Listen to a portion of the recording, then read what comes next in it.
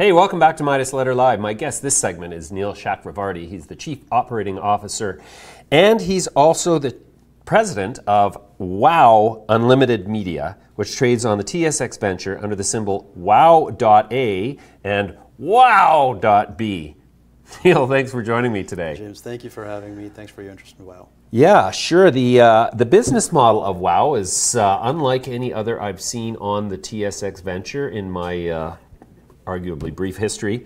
Tell me about it. What does WOW Unlimited do? Well, it's a fairly simple business model if you're in the media business, but for non-media investors, I'll break it down into three components. One is an animation production studio.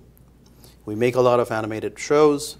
We either make it for clients, where it's work for hire services, or we make our own shows and then we sell it to platforms like Netflix and Amazon. So that's one part of the business. Mm-hmm. The second part of the business is a YouTube business. We have the world's largest network on animation in YouTube. And we have 3,000 channels and over 1.5 billion views a month across those channels. These are not click farm views either, These are aren't they? click farm views. These are bona fide views of Right. folks watching animated content from across the world. So in a sense, the animated production studio makes all the great content that we're making for clients and or selling to clients. The YouTube not only allows us to work with independent content providers to showcase that content to the world, but it also allows us to discover content that has audience validation. So there's a connect between the two. You have a YouTube platform which is continuously surfacing great shows with audience validation and analytics and commentary. And then you can take a decision whether those shows are worthy of development and production based on analytics. And then we have a third side of the business, which is not only are we going to have this YouTube platform, but we are about to roll out our own subscription and television platforms worldwide, beginning with the States and Canada. So on that side of the business, we've got a channel on a platform called Verve, VRV in the US, which is an AT&T subsidiary. And then we have announced publicly that we're about to launch a channel in partnership with Bell Canada, where Bell is a strategic partner in WOW, and we're going to roll out a channel in North America very soon.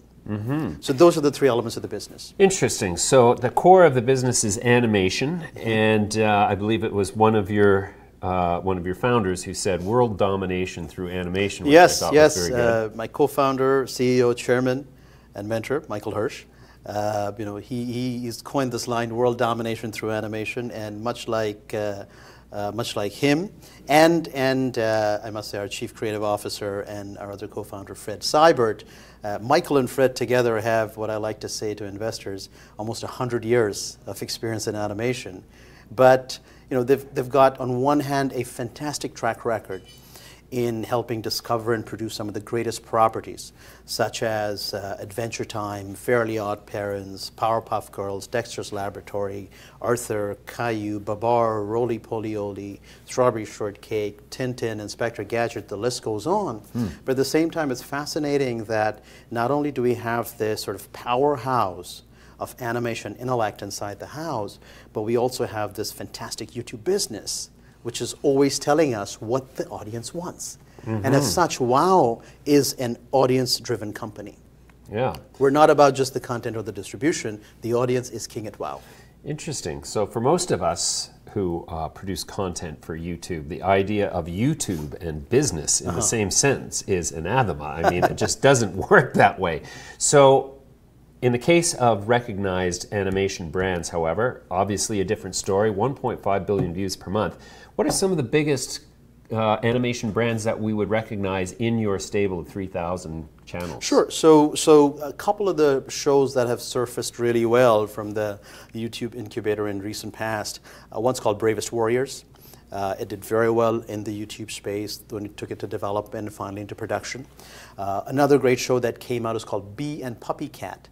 It's BEE and Puppy Cat, and that's female-centric animation, and she has this call it pet who's we don't know whether she's a dog or a cat, so she's a puppy cat.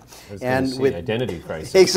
Exactly, of some sort. All cartoons seem to have that. But it allows for storytelling, right? Sure. And with Bee and Puppy Cat, not only did it get a lot of popularity on the YouTube platform, we actually did a Kickstarter.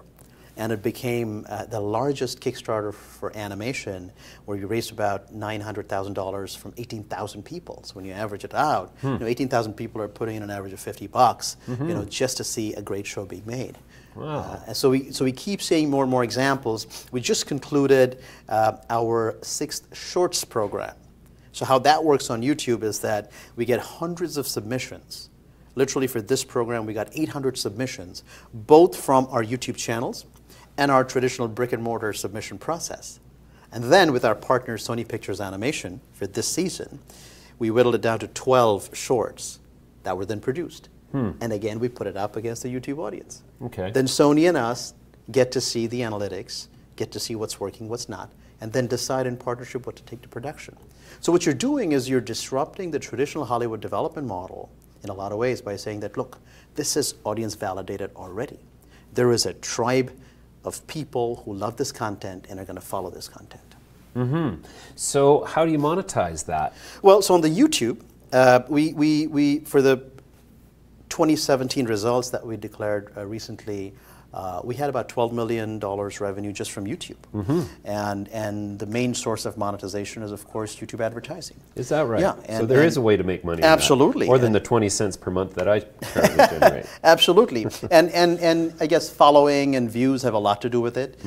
And the stickiness of the content has a lot to do with it. Right. Okay, so you reported for the 3 months ending in 2017, it doesn't actually say which month here, but $16.7 million? That was Q4 of 2017 for an annual revenue of $44.6 million for 2017. So that was our first year. We ended 2016 at a pro forma revenue of about $26 million. Right. If you take the two companies that went to 44.5 for 2017. We ended with $32 million in the animation division and about 12 and change in the networks and platforms, which is mainly the YouTube revenue stream. Okay, so you reported a loss of 20 cents per share for the year. At what point and in what timeline does WOW Unlimited become a profitable company? Great question. So we are very transparent with segment reporting. On the production side, we reported 32 of revenue and 2 million of EBITDA, positive. On the networks and platform side, most of which is the YouTube side, we reported 12.5 of revenue and -2 of EBITDA. We expect that to turn positive this year, which means from a segment standpoint, the company should come to at least neutral plus positive EBITDA from both sides. And then if you look at the overall EBITDA for last year, you had a +2 from the animation, you had a -2 from the networks, and then we had corporate expense of 2. So the overall EBITDA for the year was -2 million. So we don't really have too many mountains to climb to get to that point. And the YouTube growth, especially on the back of the viewership, when we put the companies together in December of 16, which was about 16 months ago, we had 450 million views. In October of 17, we went to 1 billion views. Now we're at 1.5+ billion views. So, and there is a rough corollary to the YouTube revenues when you look at the viewership. Obviously there is a complementarity to those. So that's growing rapidly. Production's going well. We have just had an interesting honor of putting 3 shows on Netflix in 3 months. We had a show called Reboot go out in March. It was a reboot of the original Reboot, which was made in Canada 25 years ago. Wow. Then we had the Spy Kids show that went live on Netflix in April.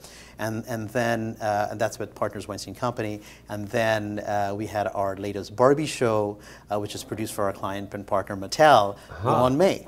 And the other property on Netflix that has become very popular is a property called Castlevania. And that debuted on Netflix last year, and it had fantastic social following. We were looking at some of the social analytics, and this show did phenomenally well. Netflix ordered a 2nd season, doubled the order, and is going from strength to strength. So we've got 4 shows on Netflix. We're doing another show on Amazon right now. It's called Costume Quest. Again, like Castlevania, it's a video game that we adapted to series, and then Amazon's bought the rights, and they've commissioned the production there. Fascinating business model, Neil. We're going to leave it there for now. I'm going to come back to you in a quarter's time and see how you're doing. Fantastic. Thank you for joining me today. Thank you, James. Much appreciated.